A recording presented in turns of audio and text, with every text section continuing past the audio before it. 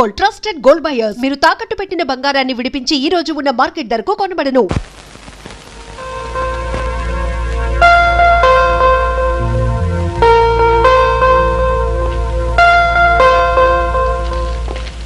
Excuse me madam. yes ఈ question papers ని ఒకసారి చెక్ చేయాలి. ఇటు ఇస్తారా? ఇవి చెక్ చేయడం ఏంటి బాబు?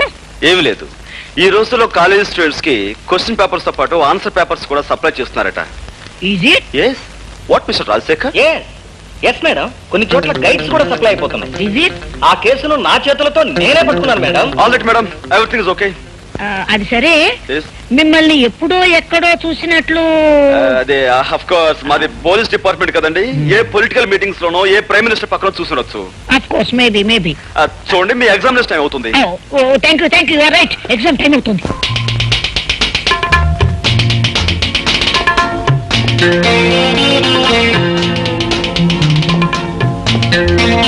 Hello madam.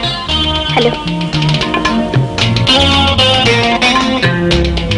హాయ్ మిస్, చాలా పట్టుదలతో ప్రాక్టికల్స్ చేస్తున్నారు. పాస్ అయిపోవాలని. కాక నీలాగా ప్రతి పనిలోనూ ఫెయిల్ అవడం ఫూల్ అవడం నాకు అలవాట్లేదు. బై ద వే, నిన్న బాటనీ పేపర్ బాగా రాశారా? బ్రహ్మాండంగా రాశాను. 75కు 75 వస్తాయి. గుడ్. అన్నట్టు స్వపరాగ సంపర్కం గురించి బాగా రాశారా? ఉదాహరణలతో సహా డీటెయిల్డ్ గా రాశాను. మరక్కడే పప్పులో కాలేశారు. మిగతా వాళ్ళందరూ పరపరాగ సంపర్కం గురించి రాస్తే మీరు రెచ్చిపోయి స్వపరాగ సంపర్కం గురించి అందులోనూ ఉదాహరణతో సహా పేజీలు రాసేశారు. గుడ్. అందుకు మీ పేపర్ దిద్దే ఆ పెద్ద మనిషి మీకు పెద్ద కోడిగుట్టు, ఐ మీన్ 0 ఇవ్వబోతున్నాడు. అదేమిటి? నాకు ఇచ్చిన క్వశ్చన్ పేపర్ కి నేను కరెక్ట్ గానే. మీరు కరెక్ట్ గానే జవాబిచ్చారు మేడం. కాకపోతే ఆ ప్రశ్నాపత్రమే కరెక్ట్ కాదు.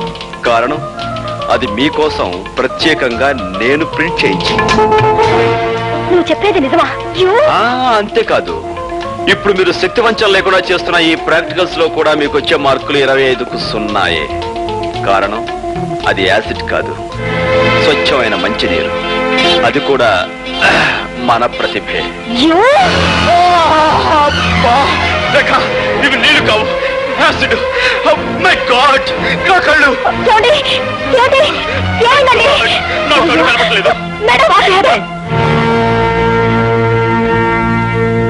తగలడు బాస్. ఇదిగో, బాగా నటించి మంచి పేరు తెచ్చుకో. చూపిస్తాను తడాక. డాక్టర్, ఎలా ఉంది డాక్టర్? ఏమైంది డాక్టర్? అంటే పోయిందమ్మా. ఏం పోయింది? చూపు పోయింది. My God. అది కాన్సన్ట్రేటెడ్ యాసిడ్ కాకపోవడం వల్ల మొహం మాత్రం కాలిపోకుండా మిగిలింది. అది అదృష్టం అని చెప్పాలి. అంటే అతనికి ఇంకా చూపొచ్చే మార్గమే లేదా? ఓ 15 రోజుల్లో ఢిల్లీ నుంచి డాక్టర్ ధైర్యం అని ఐ స్పెషలిస్ట్ ఒకతను వస్తున్నాడు. ధైర్యం వస్తే భయం లేదు. అతనికి చూపు వస్తున్న ధైర్యం నాకుందమ్మా. అతను ఒకసారి చూడొచ్చా? వెళ్ళమ్మా, ఆ భాగ్యం ఓదార్చు. వెళ్ళు.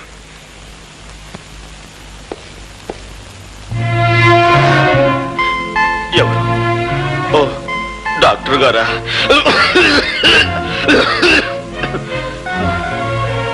డాక్టర్, ఈ సమయంలో నాకేమనిపిస్తుందో తెలుసా? నా కంటి ముందున్న ఈ నల్లటి కాటుకు లాంటి చీకట్లో ఒకదానికొకటి తేడా తెలియక, తాడుకి పావుకి, పావుకి తాడుకి, లంగాకి లుంగీకి, లుంగీకి లంగాకి, పెసరట్టుకు దోశకు, దోశకు పెసరట్టుకు, చీకటికి వెలుక్కి, వెలుక్కు చీకటికి తేడా తెలియక నా బ్రతుకంతా అతుకుల బతుకై, గతుకులు అతుకై.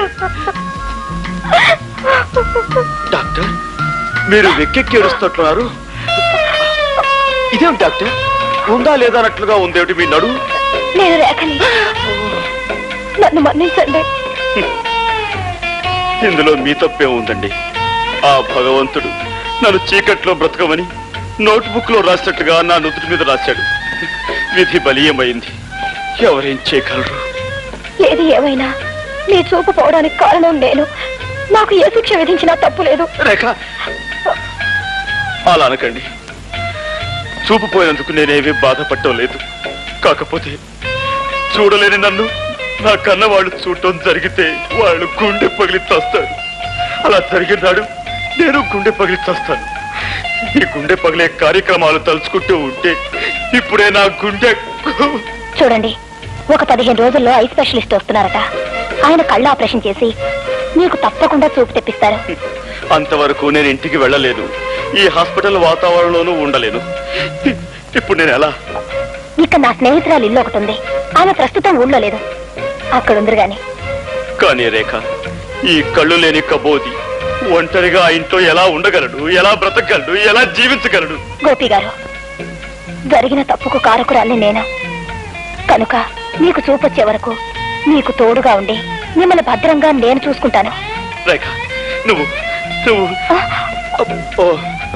ఐఎమ్ సారీ రేఖ, నీ చేతులు అనుకుని అక్కడ చేయి వేశాను. తీరా వేసాక తెలిసింది నేను ఎక్కడ వేశాను. తప్పుగా అనుకోవు కదా? అనుకోండి. రేఖ, నువ్వు నిజంగా దేవతవి. రండి వెళదాం.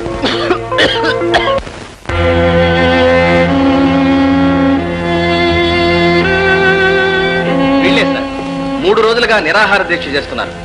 వీడు వీళ్ళ లీడర్. ఏమయ్యా పెద్దయినా, ఏమిటి మీకు వచ్చిన బాధ? ప్రభుత్వం వారు ఏర్పాటు చేసిన విధంగా మాకు ఆహార పదార్థాలు ఏం అందటం లేదండి. మాకు న్యాయం జరగాలని మేము నిరాహార దీక్ష చేస్తున్నాం. భలేవాడివయ్యా, అందుకని అన్నం మీద కూర్చుంటావా? మీ కష్టం సుఖం చూడటానికి కదా నేను ఇక్కడుంది. మీకు న్యాయం జరిగేటట్టు చూసే బాధ్యత నాది. పద రాబోయే అన్ని విషయాలు ఆఫీస్లో మాట్లాడుకుందాం. లే లోపల పద.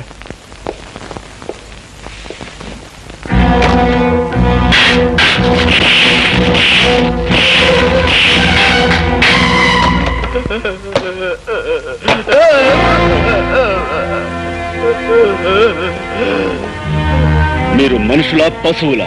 ఏమిటది? రక్తం వచ్చేలా కొడతారా? అనవసరంగా అభండాలు వేయకు. అతను లోపల తీసుకువెళ్ళాం. శాంతంగా జరిగింది ఏమిటి అని ప్రశ్నిస్తున్నాను. భయపడిపోయాడు, నోటి వెంట రక్తం వచ్చింది. ఈ విషయం ఇప్పుడే ప్రభుత్వానికి రిపోర్ట్ చేస్తాను. నీకు సాక్ష్యాలు ఆధారాలు ఏమైనా ఉన్నాయా? ఏమయ్యా, ఇతను మనం ఏమైనా చేశామా? ఆఫీసర్, ప్రతి సత్యానికి సాక్ష్యం ఉండదు.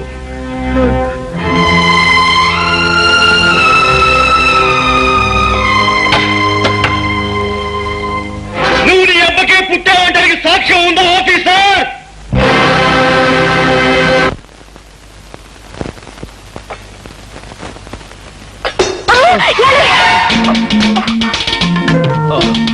రేఖ, సమయానికి నువ్వు వచ్చి పట్టుకున్నావు కాబట్టి సరిపోయింది.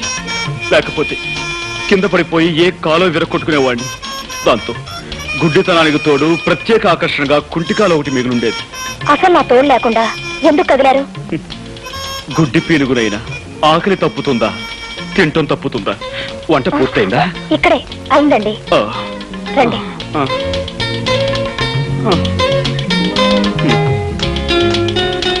అయ్యో, గుడ్డి వధవని మళ్ళీ కిందతో పడేశాను. అయ్యో ప్లీజ్ మీరు కదలకండి, నేను అన్నం కలిపి పెడతాను. రేఖ, నీకు చాలా శ్రమిస్తున్నాను. నువ్వు నాకు ముద్దలు కలిపి పెడుతున్నావు, పట్టుకు నడిపిస్తున్నావు, స్నానం చేయిస్తున్నావు, తల దూవుతున్నావు. ఇవన్నీ నీ చేత. ఇంకెన్నాళ్ళు? 4 రోజులేగా. అంతేనంటావా? దేవతలంటే నీ నీడలో నా జీవితాంతం గడపవలసి వచ్చిన సంతోషమే. ఏమిటి నేను నొక్కుతున్న బుక్క? అవునండి. గుడ్డి వేధవని ఏం చేస్తున్నానో నాకే తెలియటం లేదు. ఐఎమ్ సారీ అండి. పర్వాలేదండి. పర్వాలేదంటారా? అన్నం తినండి.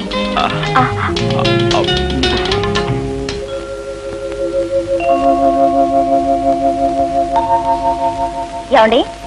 ఏమిటి? మీరు అక్కడే కదలకుండా కూర్చోండి, నేను ఇప్పుడే స్నానం చేసి వస్తాను. అలాగే రేఖ.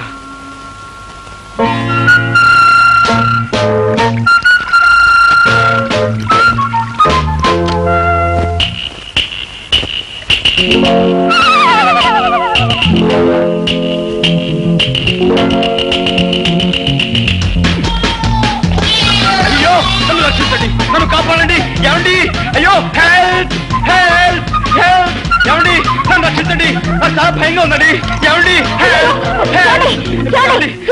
ఏదో మీద పడిందండి, మెత్తగా దూదు మూట్ల మీద పడేసరికి నా గుండె అదిరిపోయిందండి. అందుకే మిమ్మల్ని కేకేశాను. ఇంతకీ ఏమిటండి అది? పిల్లండి, ఏ బల్ల మీద నుంచో మీ మీద దూకుంటుంది. పిల్ల? దాని కారణంగా మిమ్మల్ని కంగారు పెట్టాను. ఏమండి, ఏమిటండి ఇదంతా తడితడిగా ఉంది? సబ్బు. సబ్బా? అంటే మీరు సకల స్థానంలో ఉండగా పిలిచానా? అయ్యో, మిమ్మల్ని చాలా ఇబ్బంది పెట్టాను. ఐఎమ్ సారీ రేఖ. పర్వాలేదండి. గుడ్డి కళ్ళు గుడ్డివైనా సబ్బు పడితే మండుతాయి కదా. అమ్మా, సబ్బు పడి కళ్ళు మండుతున్నాయి. ఏమండి? సారీ, ఇదో రండి, కళ్ళు కడుగుతాను. అలాగేనండి.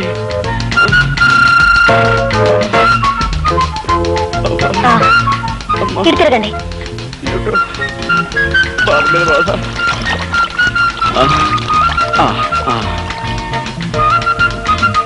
అది షాంపూ అండి. ఓ, ఏమండి మీరు తలంటి పోసుకోలేదా? లేదండి. అయ్యో, ఇదేమిటండి శ్రావణ శుక్రవారం పూట ఆడపిల్లలు తలంటి పోసుకోపోవడం ఏమిటి? ఉండండి. వద్దండి, వద్దు. ఏమండి, ఒక గుడ్డివాణ్ణి తీసుకొచ్చి మీరు ఇన్ని సేవలు చేస్తున్నారే, అలాంటి మీకు కనీసం ఇదైనా చేయనియండి. ఇలా చేసైనా సరే మీ రుణం తీర్చుకోనివ్వండి.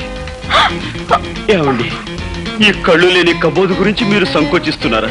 ప్లీజ్ ఎక్కడైనా సెటిల్ అవ్వండి. రండి. ఏమండి? Thank you.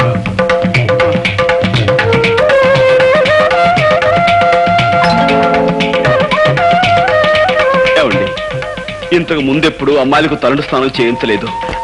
కరెక్ట్ ప్లేస్ లోనే చేస్తున్నాను కదా.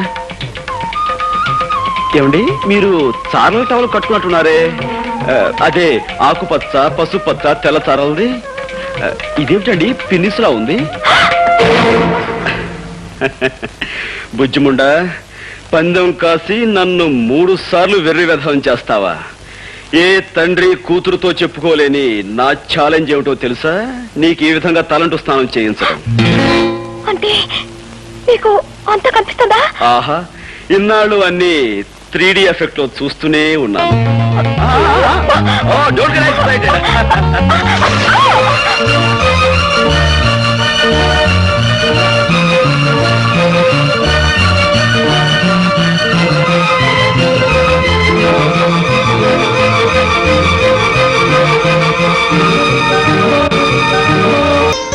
Gopi, Gopi,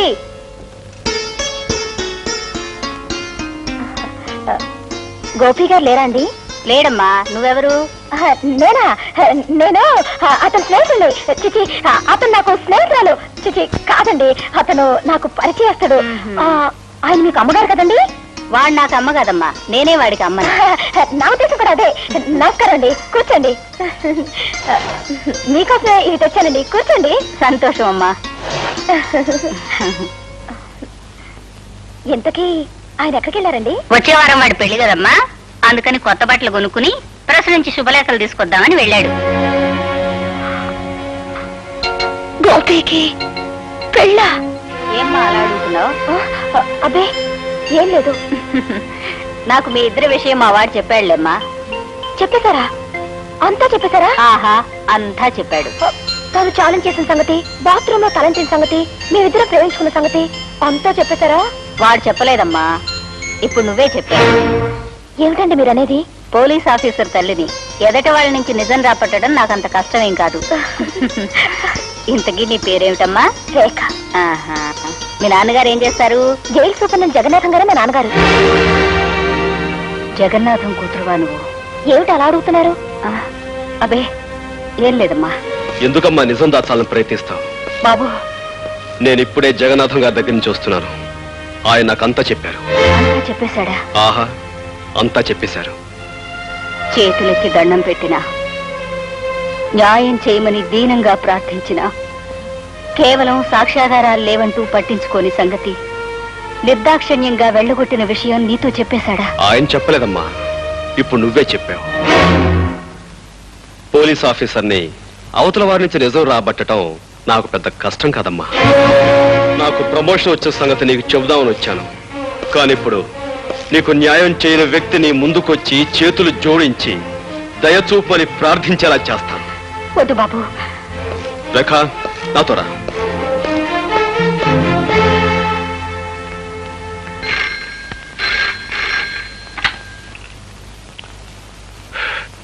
yes Jagannatham here. ఎవరు ఇన్స్పెక్టర్? ఏమిటి విశేషం? నమ్మలేకపోతున్నాను. ఒక ఆడపిల్ల ఒక మగాన్ని రేపు చేయడమా? ఎలా కుదురుతుంది? కుదిరిందని అతను కంప్లైంట్ ఇచ్చాడు, చేశారని ఆ పిల్ల ఒప్పుకుంది. మధ్యలో మీరెందుకండి అనవసరంగా బీపీ తెచ్చుకుంటారు? పీపీ గారు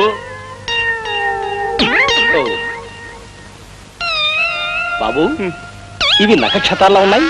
అవును డాక్టర్, ఆమె నా మానాన్ని అతి దారుణంగా దోచుకునే సమయంలో ఆమె చేతుగోళ్లు నా భుజంలోకి దిగబడ్డాయి. కావాలంటే నా పేక మీద చూడండి, దంతక్షతాలు కూడా ఉంటాయి. కొరికిసిందా? అవును డాక్టర్, పెళ్లి కావలసిన వాణ్ణి, ఆస్కలిత బ్రహ్మచారిని, నీకు తమ్ముళ్ళంటి వాణ్ణి నా మానాన్ని దోచుకోవద్దని ఎంత బ్రతిమిలాడినా, ఎంత ప్రాధేయపడినా ఆమె నా మాట వినిపించుకోకుండా. ఆడపిల్ల మగవాణ్ణి రేపు చేయడం ఏమిటయ్యా? చాలా విచిత్రంగా ఉందే. అదెలా సాధ్యం? ఎలాగంటే ఆ సృష్టి కార్యం జరగడానికి నువ్వు సంసిద్ధుడు అయ్యావు అంటే నీకు స్పందించే ఉండాలి మనస్సు. నువ్వు సంసిద్ధుడు కాకపోతే ఆ సృష్టి కార్యం జరగదనే చెప్పాలి. నువ్వు సంసిద్ధుడు అయ్యి ఆ కార్యం జరిగిందంటే అది బలాత్కారం కింద రాదే. లాయర్ గారు, అరిటాకు లాంటి నా జీవితాన్ని ముళ్ళు లాంటి ఆడపిల్ల ముక్కలు చెక్కలు చేసిన తర్వాత కూడా మీరు ఇలా మాట్లాడడం చాలా అన్యాయం. ఇన్స్పెక్టర్, మీరు ఫోన్లో చెప్పిన నిజానా? అవును సార్, పట్టపగలు పార్కులో మీ అమ్మాయి గారు ఆయన్ని మానభంగం చేశారండి. What rubbish talking? అయ్యా, ఈయన భుజాల మీదున్న నక్షత్రాలతోనూ ఈయన పీక మీదున్న దంతక్షతాలతోనూ మీ అమ్మాయి గోళ్ళు పళ్ళు పరికించి చూడగా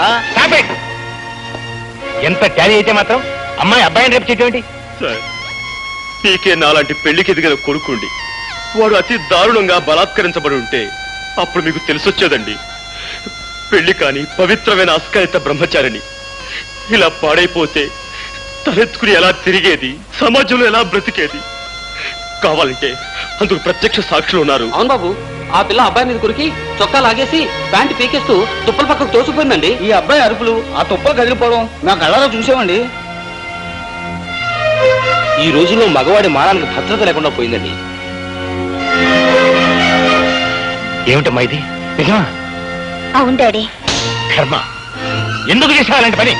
డాడీ, యాపిల్ పండు లాంటి అతన్ని చూడగానే నన్ను నేను నిగ్రహించుకోలేకపోయాను. ఆవేశంలో అలా రెచ్చిపోయాను. జరిగిన దానికి నన్ను మన్నించండి. ఒక కన్నె పిల్లవాడిని దయా దాక్షిణ్యాలు లేకుండా ఆడదన్న అహంకారంతో అతి దారుణంగా మానభంగం చేసిన ఈ నీచురాల్ని వదిలిపెట్టాను. ఏమైనా సరే కోర్టుకి ఇడుస్తానని కోల్పోయిన నా బ్రహ్మచర్యం మీద ప్రమాణం చేసి చెప్తున్నాను. Thank you doctor. సాక్షులు రండి.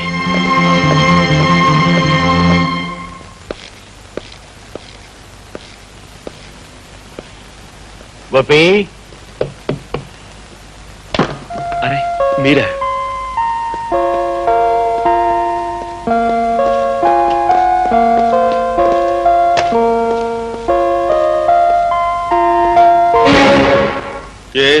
చెప్పండి. అదే బాబు, అమ్మాయి మీద నువ్వు ఇచ్చిన కంప్లైంట్ విత్డ్రా చేసుకుంటే. దాందే ఉందండి, నేను విత్డ్రా చేసుకుంటాను. కానీ చూసిన సాక్షులు ఊరుకోరే. వాళ్ళను కూడా ఎలాగో ఒప్పించి. నిజమే, కానీ రాకరాకొచ్చి ఒక్క కేసుని మా లాయర్ వదులుకోడే.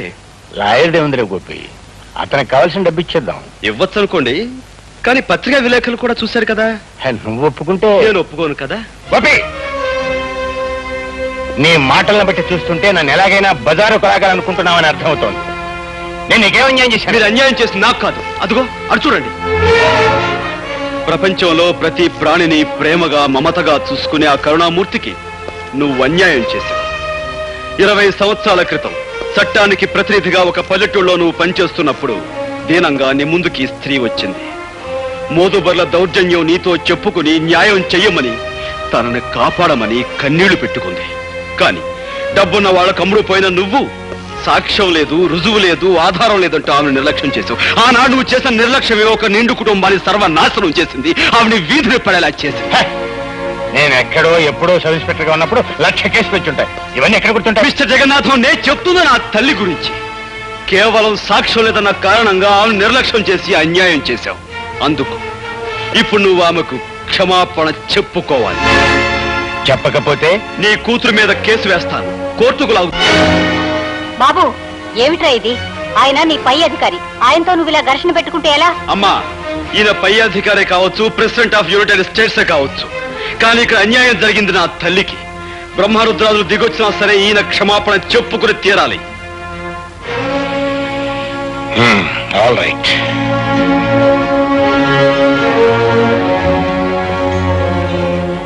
మీకు మీ కుటుంబానికి జరిగిన అన్యాయానికి నన్ను క్షమించమ్మా. సార్,